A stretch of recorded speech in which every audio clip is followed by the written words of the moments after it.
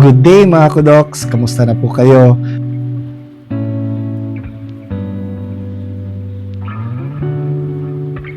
So sa vlog ko po today ay magsisimula akong mag-react or mag-comment sa iba't ibang mga post sa Threads. So kung hindi niyo pa ako fina-follow sa Threads, please follow me dun sa aking Threads account.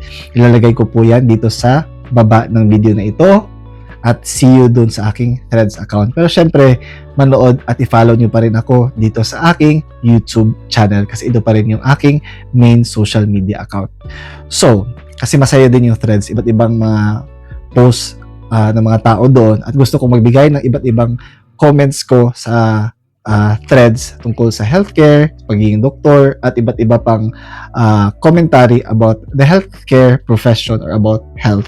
So, sana i-follow nyo din ako doon sa Threads. So, magre-react ako sa first comment sa aking latest na Threads na post. Ito yung sabi ng tao. Sabi niya, hindi ako proud kasi pera lang ang kailangan mo. Kung nagserbisyo ka sa mga kababayan, proud ako. So, yung context ng aking post, nagbigay lang ako ng journey ko bilang isang doktor from the Philippines at eventually, naging doktor na rin ako dito sa UK.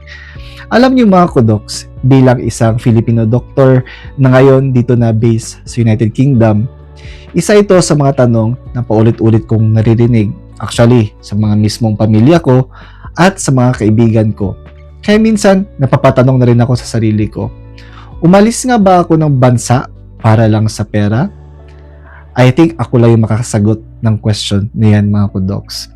So, to put into context, ang primary reason na umalis kami ng bansa dahil ang mga nurses sa Pilipinas, alam naman natin na napakababa ng sweldo. At ang misis ko, isa siyang nurse at gusto namin na magtrabaho kami sa aming profession na at least kami dalawa well compensated. So, sa mga doktor naman, actually okay lang naman yung sahod dyan if nasa public sector ka, enough naman kahit papano. At kung nasa private sector ka, more than enough naman ang makukuha mong compensation as long as maganda naman yung practice mo. Although, iba't iba naman yung situation ng mga doktor dyan. Pero I think mostly, satisfied naman yung mga doktor dyan sa Pilipinas. Una sa lahat, naiintindihan ko kung saan nanggagaling yung comment na to. Kasi, lumaki rin ako na tinuruan na ang pagiging doktor ay dapat serbisyo sa bayan, serbisyo sa Pilipino at sa Pilipinas. Hindi lang ito basta-basta trabaho, hindi lang dahil sa sweldo, kundi isa itong bukasyon.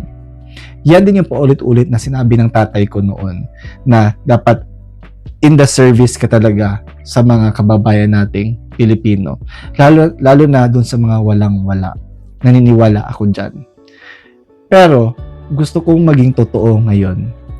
Hindi porket umalis ako ng Pilipinas, ibig sabihin, wala na akong malasakit sa kapwa Pilipino. Siguro, bawat OFW na nakikinig sa video na to ngayon, naniniwala na kahit nasa ibang bansa na kami, dala-dala pa rin namin ang malasakit sa ating kapwa Pilipino. Minsan, umaalis ang mga tao o mga Pilipino para mabuhay ng maayos. Yung iba, para masuportahan ang pamilya dyan sa Pilipinas sa pamamagitan ng remittance o sa pagpapadala ng pera at iba't iba pang mga pangangailangan. O baka ayaw lang nilang maubos ang kanilang pagkatao o ang kanilang pagiging doktor dyan sa Pilipinas. Kasi yung iba talagang fed up na or sawang-sawa na sa bulok na sistema dyan sa Pilipinas. Pero, syempre, hopeful pa rin tayo na at some point in the future, sana maayos pa rin ito. Hindi naging madali ang pag-alis. May guilt, may lungkot, at may mga gabing tinatanong ko rin ang sarili ko kung tama ba tong landas na pinili ko. Pero, sa bawat pasyenteng natutulungan ko dito sa United Kingdom at sa bawat pamilyang nagpapasalamat, kahit wala pa ako sa Pilipinas, naaalala ko na doktor pa rin ako, kahit nasaan mang bansa. At ang puso ko bilang Pilipino, dala-dala ko pa rin araw-araw.